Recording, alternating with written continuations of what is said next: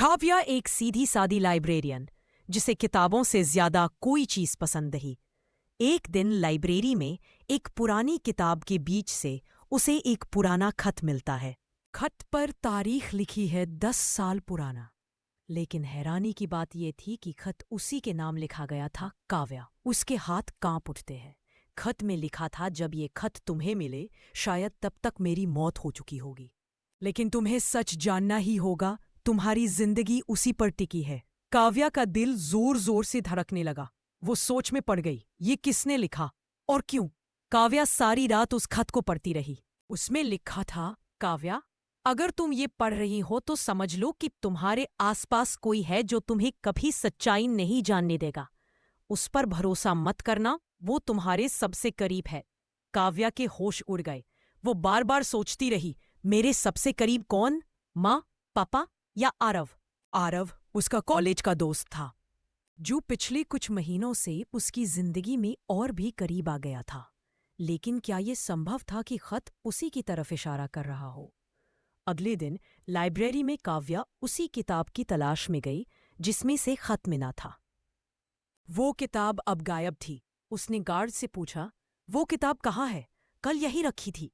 Guard ने हैरानी से कहा, मैडम, उस रैक पर तो ऐसी कोई किताब कभी थी ही नहीं। काव्या का दिल बैठ गया। तो फिर कल जो उसने देखा, वो सपना था या हकीकत? काव्या का दिमाग उलझ चुका था। खत सच था या किसी ने उसके साथ खेल खेला था? उसने तय किया कि ये राज अकेले नहीं सुलझाया जा सकता, इसलिए उसने आरव को बुलाया।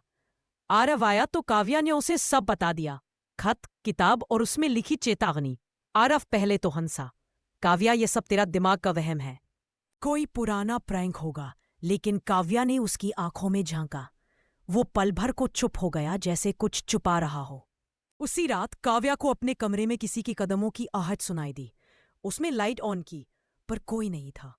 अचानक खिड़की पर एक और खत पड़ा मिला। उस पर लिखा था, काव्या, जिस पर तुम भरोसा करती हो वही तुम्हें मिटाने की तैयारी कर रहा है। अगला कदम उसका होगा, सावधान रहो। काव्या के हाथ कांपने लगे।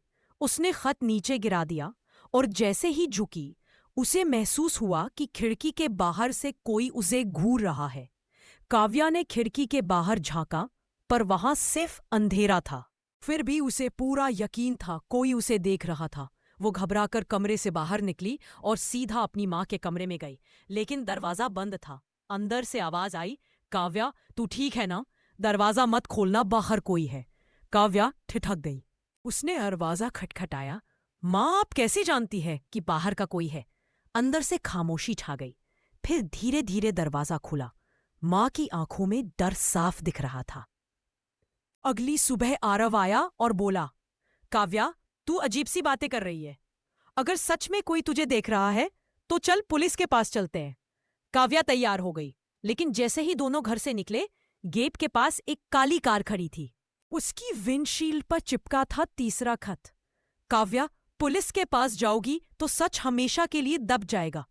तेरा सबसे बड़ा दुश्मन तेरे साथ ही खड़ा है। काव्या ने कांपते हुए वो खत उठाया।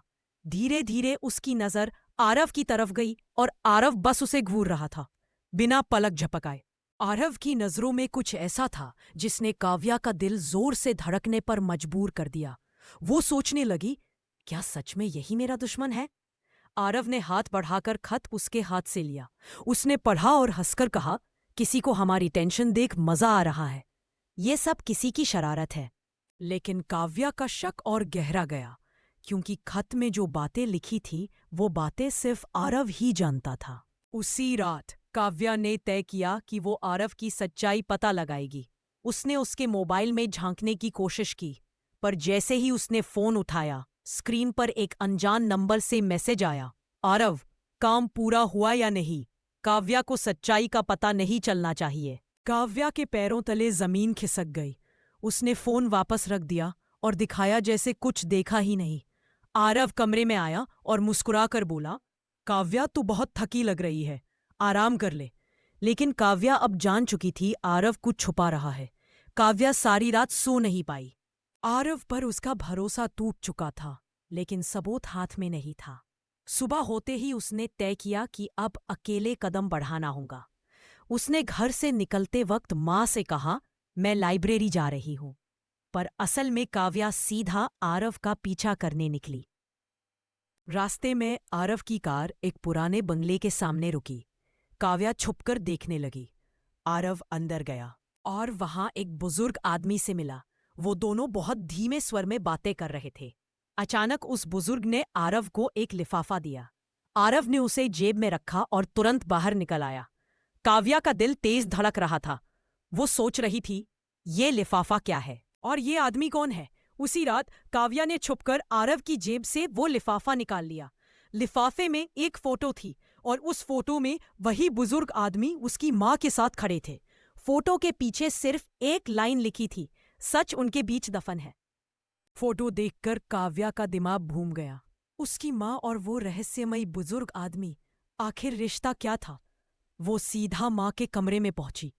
माँ, ये आदमी कौन है? आप इसे जानती है ना? काव्या ने कांपते हुए फोटो उनकी ओर बढ़ाया। माँ का चेहरा सफेद पड़ गया। कुछ देर खामोश रही, फिर धीरे धीरे बोली, काव्या, ये सवाल मत कर। कुछ बातें जितनी गहरी हो, उतना ही अच्छा है कि उन्हें दबा दिया जाए। काव्या की आंखों में आंसू आ गए। माँ, सच जानना मेरा हक है। अगर आपने कुछ छुपाया तो मैं खुद पता कर लूंगी। रात को काव्या अपने कमरे में बैठी थी, तभी खिड़की से एक पत्थर अंदर गिरा। पत्थर के साथ बंधा था एक और खत। उसमें लिखा था, काव्या, तू जितना सच के करीब जाएगी उतना अपनी माँ को खो देगी। याद रख, उसकी जिंदगी तेरे फैसले पर टिकी है। काव्या कांप गई। वो सोच रही थी, क्या मेरी माँ किसी ऐसे राज से जुड़ी है जिससे उनकी जान को खतरा है? काव्या पूरी रात उस खत के बारे में सोचती रही। सुबह होते ही उसने तय किया कि अब अकेले कुछ नहीं करेगी। उसने अपने सबसे करीबी दोस्त आदित्य को सब बता दिया। आदित्य ने गंभीर आवाज में कहा, काव्या, ये खेल तेरी सोच से बड़ा है। जिसने ये खत भेजा है वो तुझे डराना नहीं, सच तक ले जाना चाहता है। उसी दोपहर काव्या और आदित्य ने उस बुजुर्ग का पीछा करने का प्लान बनाया। दोनों ने देखा कि वो आदमी किसी गुप्त जगह पर जा रहा है। जगह थी शहर के बाहर एक पुरानी हवेली। हवेली की दीवारों पर ताले लगे थे, लेकिन अंदर हल्की रोशनी थी। खिड़की से झांककर काव्या ने देखा, अंदर आरव उसी बुजुर्ग के सामने खड़ा था। आरव गुस्से में बोला, अगर सच सामने आ गया तो सब खत्म हो जाएगा। काव्या को किसी भी हाल में अनजान रहना चाहिए। काव्या का दिल टूट गया। वो सोच रही थी, तो आरव सच में मेरा दुश्मन है? लेकिन आदित्य ने उसके कान में फुसफुसा कर कहा, नहीं काव्या, हो सकता है ये बस आधा सच हो। हमें पूरा सच जानना होगा। काव्या और आदित्य खिड़की से सब सुन रहे थे। अचानक उस बुजुर्ग ने भारी आवाज में कहा, आरव, तू भूल रहा है कि मैंने ही तुझे इस खेल में खींचा। अगर काव्या को उसकी माँ का सच पता चल गया तो न सिर्फ तेरी जिंदगी बल्कि उसकी माँ की भी बर्बाद हो जाएगी। आरव ने सिर झुका लिया। मैं काव्या से मोहब्बत करता हूँ, लेकिन उसे सच बताने की हिम्मत नहीं है। ये सुनकर काव्या का दिल एक पल के लिए पिघल गया, पर उसके दिमाग में सवाल गूंज रहे थे, माँ ने आखिर क्या छुपाया है और आरव क्यों इसमें शामिल है। उसी वक्त हवेली की दीवार पर काव्या का पैर फिसल गया और एक पत्थर नीचे गिरा। आवाज सुनकर आरव चौंक गया। वो तेजी से बाहर भागा। काव्या और आदित्य ने भागकर छुपने की कोशिश की, लेकिन अचानक आरव उनके सामने खड़ा हो गया। उसकी आंखों में गुस्सा और दर्द दोनों थे। काव्या, तू यहां क्यों आई? तूने मेरी कसम तोड़ दी। अब तुझे पूरा सच जानना ही होगा। आरव की आवाज कांप रही थी। काव्या, तू सच जानना चाहती है ना? तो सुन, तेरी माँ और वो बुजुर्ग आदमी कभी पति पत्नी थे, लेकिन हालात ने उन्हें जुदा कर दिया। काव्या हैरान रह गई। क्या मतलब वो आदमी मेरे असली पिता है? आरव ने सिर झुका लिया। हाँ, और ये सच अगर दुनिया को पता चल गया तो तुम्हारी माँ की इज्जत मिट्टी में मिल जाएगी। उन्होंने तुझे अकेले पाला, तुझे कभी ये दर्द न मिले, इसलिए सब छुपाया। तभी बुजुर्ग आदमी, उसके असली पिता, आगे आए। आंखों में आंसू लिए बोले, काव्या, मैं गुनहगार हूं। तेरी माँ ने सही किया कि तुझसे सच छुपाया, लेकिन अब हालात बदल चुके हैं। जिन दुश्मनों से हम बचते रहे वो लौट आए हैं, और तेरे लिए खतरे की असली वजह वही है। काव्या कांपते हुए बोली, मतलब ये सारे खत मुझे डराने नहीं बल्कि सच के करीब लाने के लिए थे? बुजुर्ग ने हामी भरी। हाँ बेटी, ताकि तू तय कर सके कि तू अपनी माँ का अतीत दबा देगी या सच को दुनिया के सामने लाएगी। काव्या ने गहरी सांस ली और कहा, मां ने मुझे सिखाया है कि सच चाहे जितना कड़वा हो, उसे छुपाना औरों को और तकलीफ देता है। मैं सच को सामने लाऊंगी। उसकी ये बात सुनकर मां रो पड़ी। आरव ने काव्या का हाथ थाम लिया और बोला, मैं तेरे साथ हूं, चाहे नतीजा जो भी हो। और इस तरह सच सामने आया। लोगों ने पहले ताने दिए, पर धीरे धीरे मां बेटी की हिम्मत ने सबको चुप करा दिया। काव्या ने जाना, कभी कभी जिंदगी का सबसे बड़ा दुश्मन झूठ नहीं, बल्कि छुपाया हुआ सच होता है। काव्या ने उस दिन जाना कि सच चाहे जितना भी पुराना क्यों ना हो, एक दिन बाहर आ ही जाता है।